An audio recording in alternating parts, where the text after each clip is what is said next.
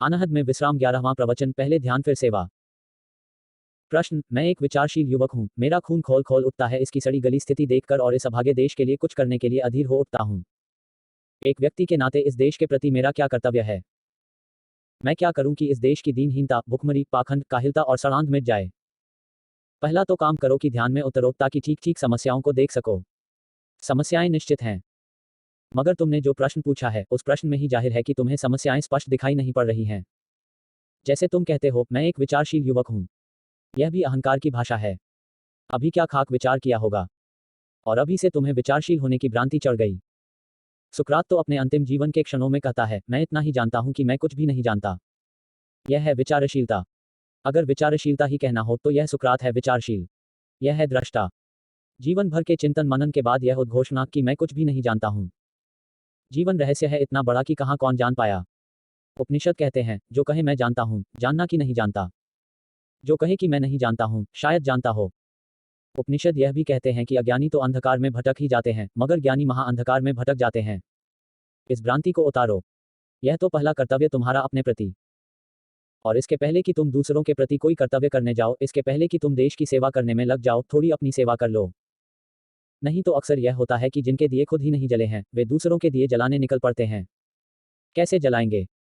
खुद की ज्योति तो हो तो ज्योति बांटी जा सकती है। खुद की ज्योति न हो तो फिर क्रोध आता है कि यह दूसरा दिया जलता क्यों नहीं। नाराजगी पैदा होती है। खून खोल खोल जाता है। फिर जरा जरा सी बातों में खून खोल जाता है। और मजबूरी समझ में नहीं आती कि बात असल यह है कि तुम्हारे भीतर की ही ज्योति अभी नहीं है और तुम दूसरे दिए में ज्योति डालने चले हो। बेचारा दूसरा दिया करे भी तो क्या करे? उसका कसूर कहाँ है? पहले तो यह अहंकार छोड़ो। क्या तुमने अभी विचार किया है? जो तुमने प्रश्न पूछा है वह कुछ बहुत विचारशीलता प्रकट नहीं करता है। मैं उसको एक एक अंक चर्चा करूंगा तो तुम्हारे ख्याल में आ जाएगा। तुम कहते हो, मैं एक विचारशील युवक हूं जिसे अपने देश के मौजूदा हालात बिल्कुल पसंद नहीं। इससे ही जाहिर होता है कि तुम्हें देश के अतीत का कुछ बोध नहीं है। मौजूदा हालात मुझे पसंद नहीं। इसका अर्थ यह हुआ कि पहले हालात बेहतर थे। इसका अर्थ यह हुआ कि पहले सब ठीक था, सतयुग था, स्वर्णयुग था। अब सब विकृत हो गया। मौजूदा हालात पसंद नहीं। यह विचारशीलता हुई। यह तो इस देश का थोथे से थोथा पंडित रोज बक रहा है यही कि मौजूदा हालात पसंद नहीं। राम के राज्य में आदमी बाजारों में गुलाम की तरह बिकते थे।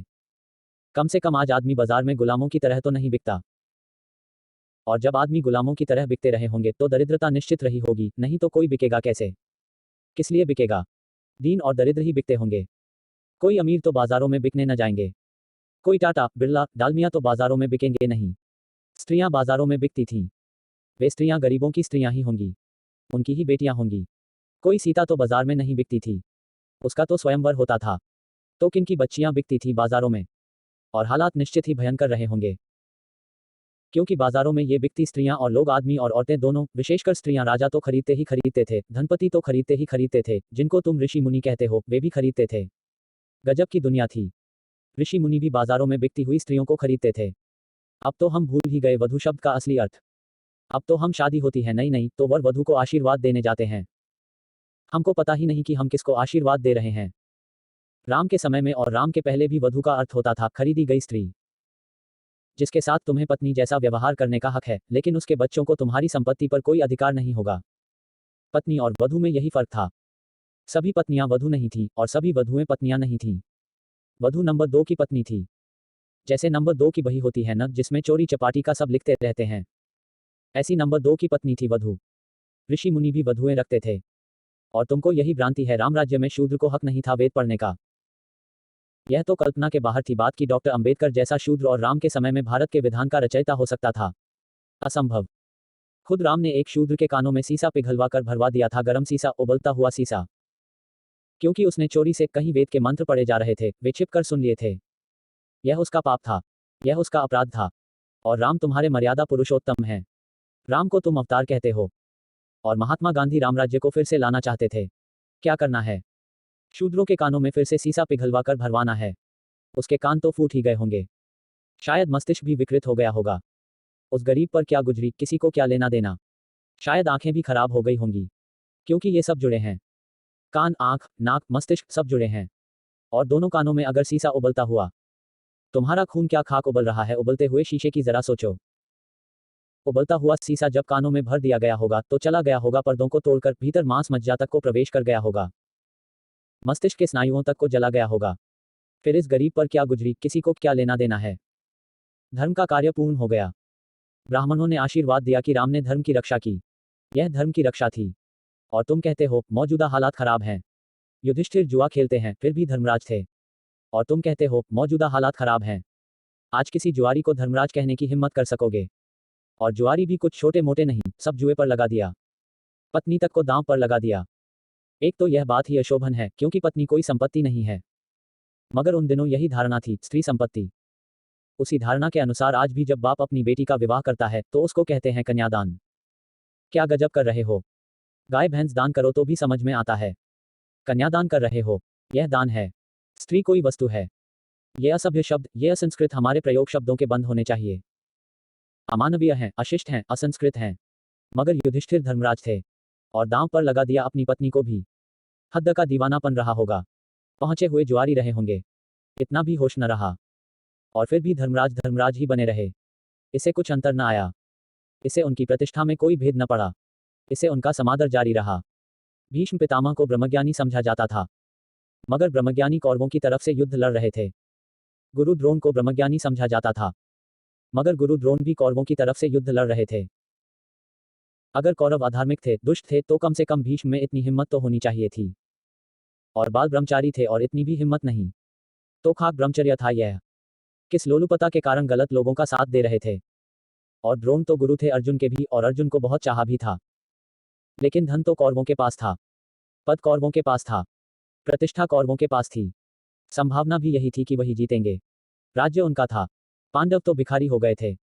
इंच भर जमीन भी कौरव देने को राजी नहीं थे। और कसूर कुछ कौरवों का हो ऐसा समझ में आता नहीं। जब तुम ही दांव पर लगा कर सब हार गए तो मांगते किस मुंह से थे। मांगने की बात ही गलत थी। जब हार गए तो हार गए। खुद ही हार गए, अब मांगना क्या है।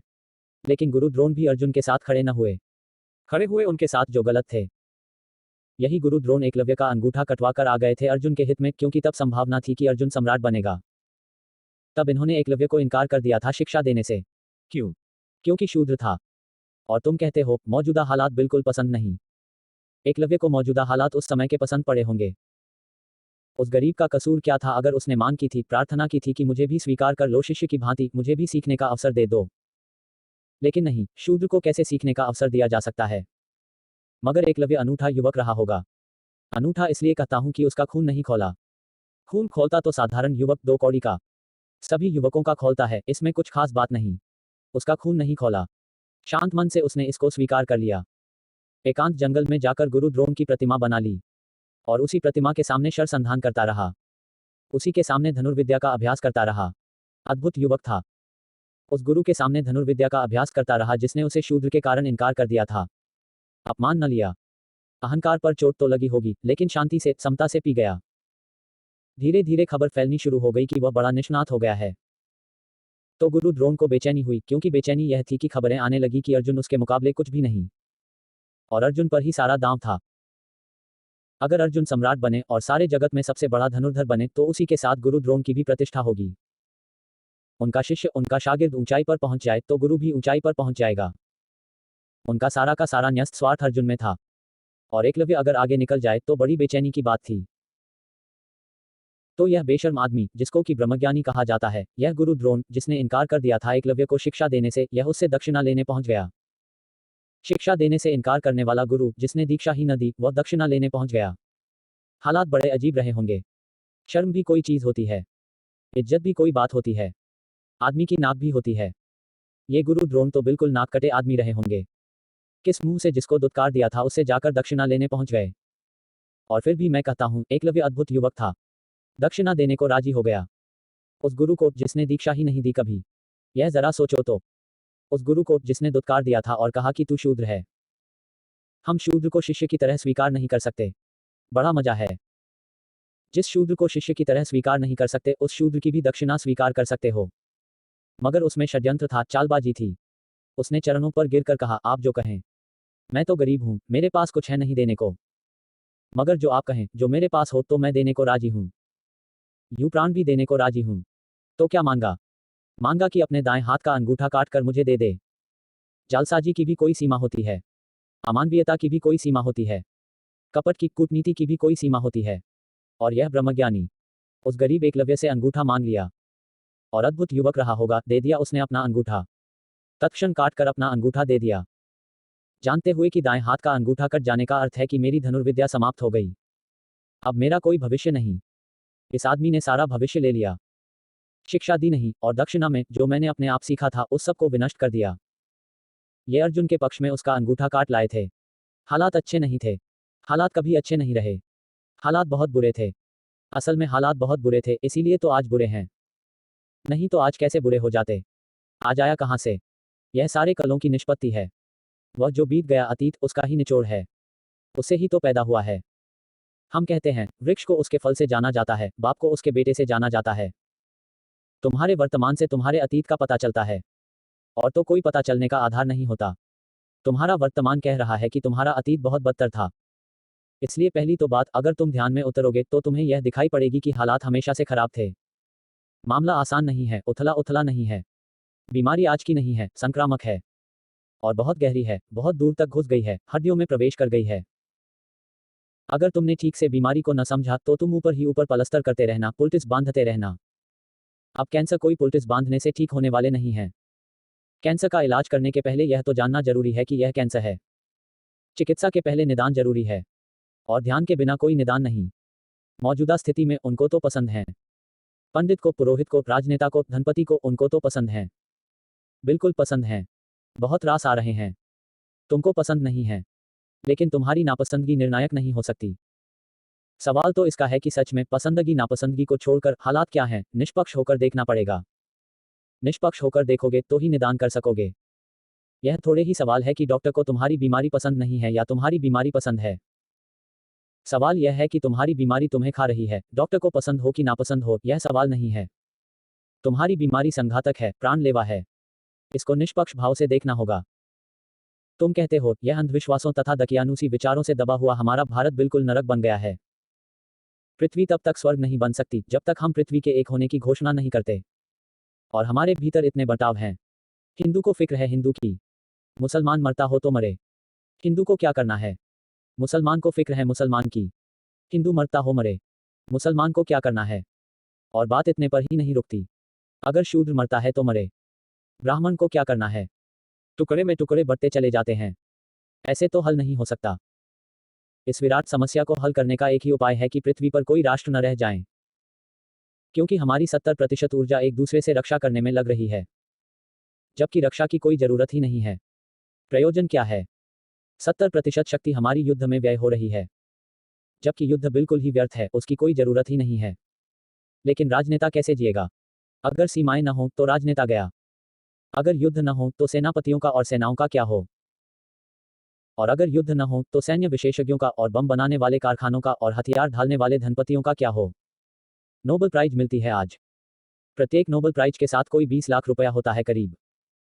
और हर क्षेत्र में नोबेल प्राइज दी जाती है प्रतिवर्ष। लेकिन जिस आदमी ने नोबेल प्राइज शुरुआत की, वह आदमी बम बनाने वाला इस दुनिया का सबसे बड़ा उद्योगपति था।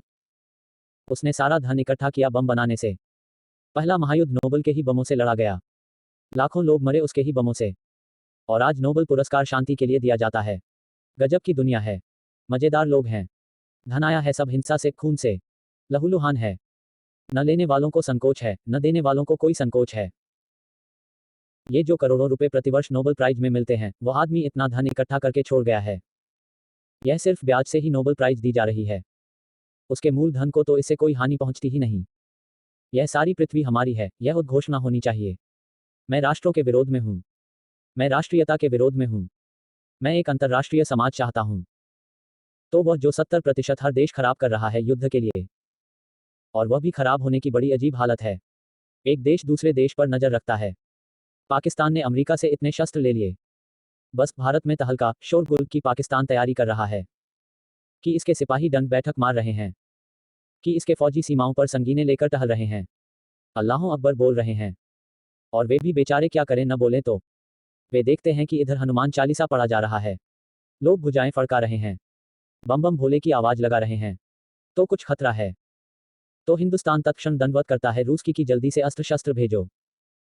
इधर पाकिस्तान को खबर लगती है कि रूस से अस्त्र शस्त्र आ रहे हैं, मामला खतरा है। अमेरिका के चरणों पर गिरो।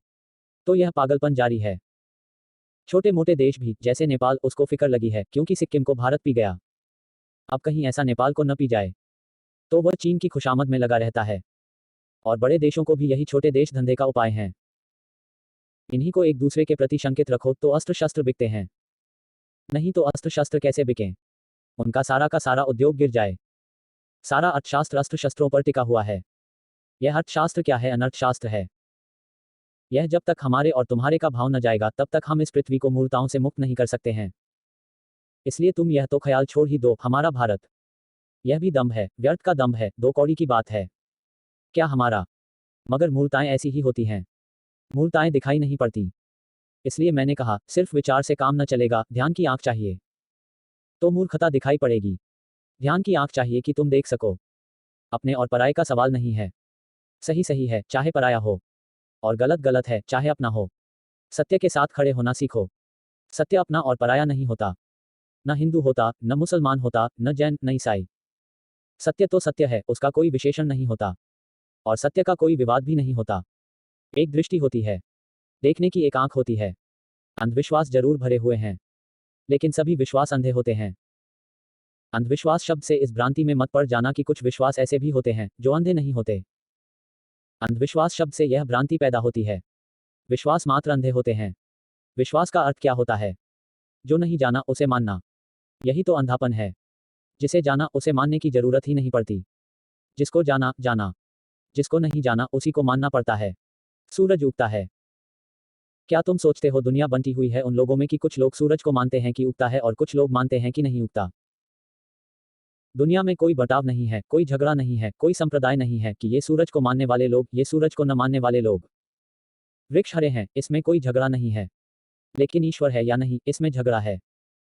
जिस चीज में भी झगड़ा हो, समझ लेना कि उसमें मान्यता काम कर रही है, जानना काम नहीं कर रहा है। झगड़ा ही इस बात का सबूत है कि अभी विवाद हो सकता है, क्योंकि मामला धुंधला है। अंधविश्वास से ऐसा मत समझना कि कुछ ऐसे भी विश्वास होते हैं जो आंख वाले होते हैं। कोई विश्वास आंख वाला नहीं होता। सब विश्वास अंधे होते हैं। राम में विश्वास करो कि कृष्ण में, कि बुद्ध में, कि मोहम्मद में, कि जीसस में, कुछ फर्क नहीं पड़ता। विश्वास किया कि तुम अंधे हुए। मेरा सन्यासी तो वैज्ञानिक है। विज्ञान में एक शब्द है, परिकल्पना, हाइपोथेसिस। वह शब्द प्यारा है। उसका मतलब विश्वास नहीं होता, उसका मतलब होता है काम चलाओ स्वीकार। खोज के लिए। खोज के लिए मान लेते हैं कि 2 और 2 4 होते हैं। अब खोज करेंगे। मान नहीं लिया कि 2 और 2 4 होते हैं।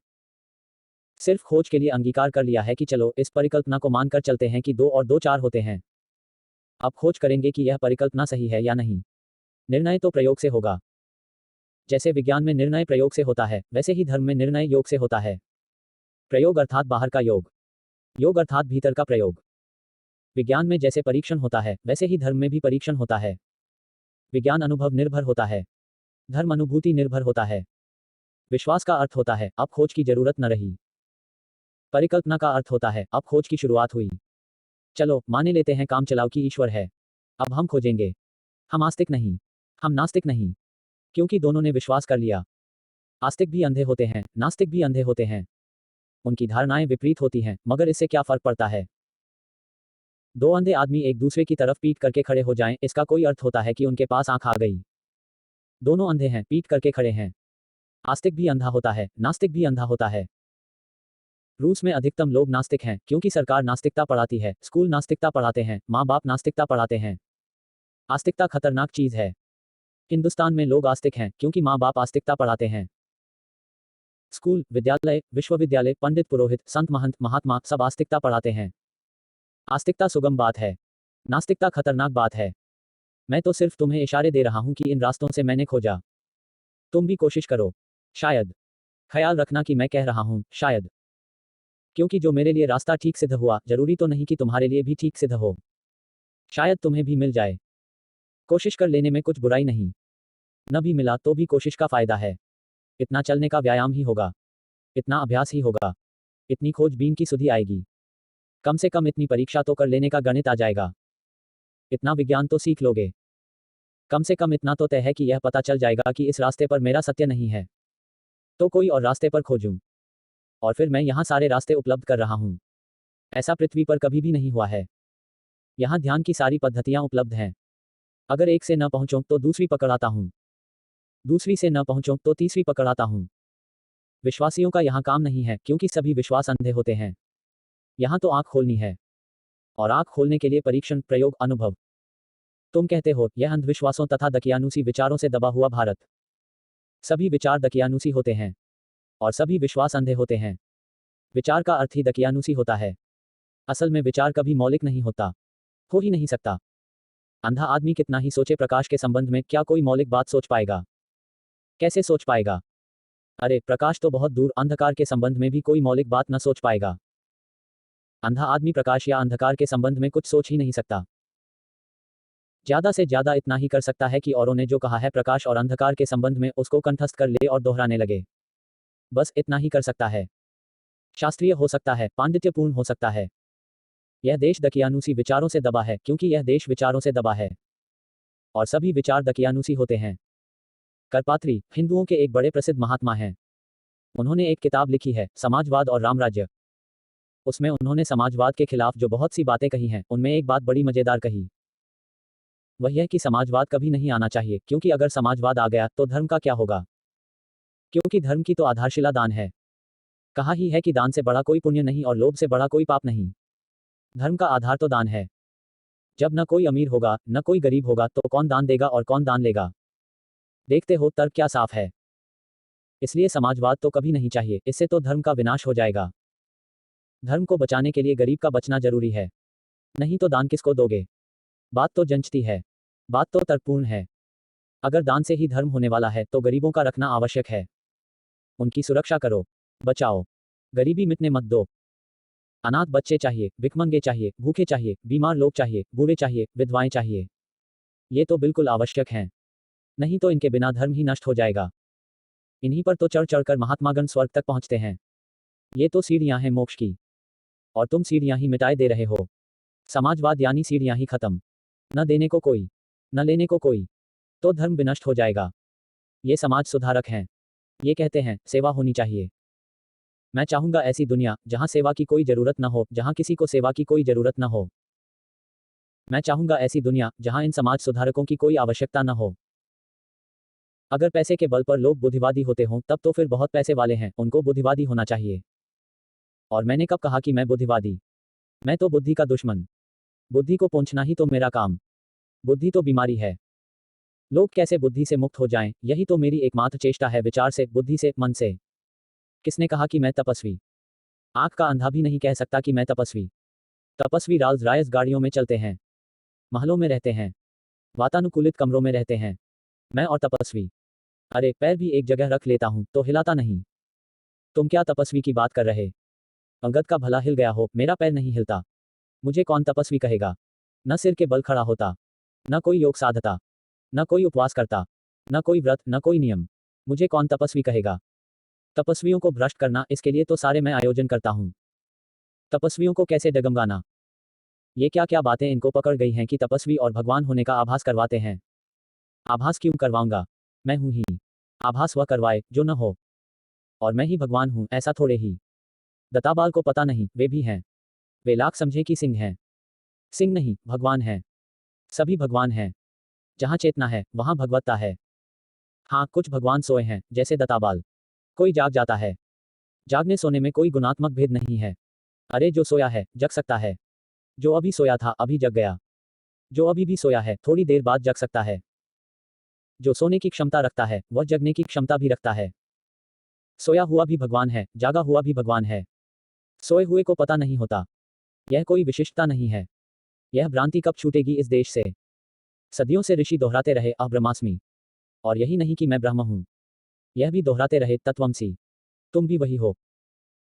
और फिर भी ये हिंदू धर्म के ठेकेदार, भारतीय संस्कृति के ठेकेदार, विवेकानंद के ठेकेदार, इनको इतना भी समझ में नहीं आता कि किसी को भगवान होना थोड़े ही पड़ता है। भगवान तो हम हैं ही। लाख भुलाने की कोशिश करो तो भी भूल नहीं सकते। लाख मिटाने की कोशिश करो तो भी मिटा नहीं सकते। भगवान होना हमारा स्वभाव है, हमारा स्वरूप है। और वे कहते हैं कि मेरे भीतर विवेकानंद के प्रति द्वेष है। विवेकानंद बेचारों के पास ऐसा क्या है जिसके लिए मैं द्वेष करूं?